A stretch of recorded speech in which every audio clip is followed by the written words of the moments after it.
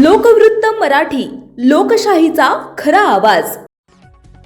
ब्रिटिशकालीन 1922 मध्ये बांधलेल्या 103 वर्षाचा रेल्वे पूल पाहण्यासाठीची तयारी आता जोमानं सुरू असून त्यासाठी मंगळवारी मध्यरात्रीपासूनच भैया चौक ते मरीआई चौक दरम्यानची वाहतूक अखेर पोलीस प्रशासनानं बंद केली. त्यामुळे नागरिकांना आता खमितकर अपार्टमेंट जवळील रेल्वे बोगदा जुमा पुणे नाका ते 54 मीटर रस्त्यावरून मंगळ बेहा रोड तसेच मोदी रामवाडी मार्गे मरीआई चौकाकडे येण्या-जाण्यासाठीच्या पर्यायी मार्गाचा अवलंब करावा लागणार आहे. गेल्या काही महिन्यांपासून रेल्वेचा हा पूल पाडला जाणार अशी चर्चा होती.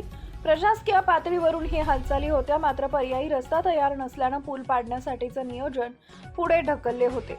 अखेर रेल्वे प्रशासन, राष्ट्रीय महामार्ग प्राधिकरण, महापालिका, पोलीस प्रशासन या शासकीय यंत्रणांच्या समन्वयातून 14 डिसेंबरला रेल्वे पूल पाडण्यात येणार आहे. मक्ता घेतलेल्या दिल्लीतील कंपनीचे अधिकारी, कर्मचारी तसेच 4 राज्यातून कामगार अद्ययावत यंत्रणेसह पुलाच्या परिसरात दाखल झाले आहेत. पूल पाडण्यासाठी आता अवघे 4 दिवस राहिले असून त्यासाठी यंत्रणा काम करतेय. त्यासाठी बारकाईनं पाहणी केली जाते आहे.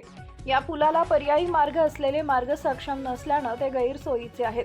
अगोदर पर्यायी मार्ग सक्षम करा, मगच पूल पाडा, अन्यथा पूल पाडू देणार नाही, अशी आक्रमक भूमिका मंगळवारी सकाळी राजकीय पक्षांच्या नेत्यांनी घेतली होती. मात्र विरोध असला तरी पूर्व नियोजनानुसार पोलीस प्रशासनानं मंगळवारी रात्री 12 पासूनच भैया चौक ते मरीआई चौक या दरम्यानचा रस्ता वाहतुकीसाठी पूर्णपणे बंद करून टाकला आहे.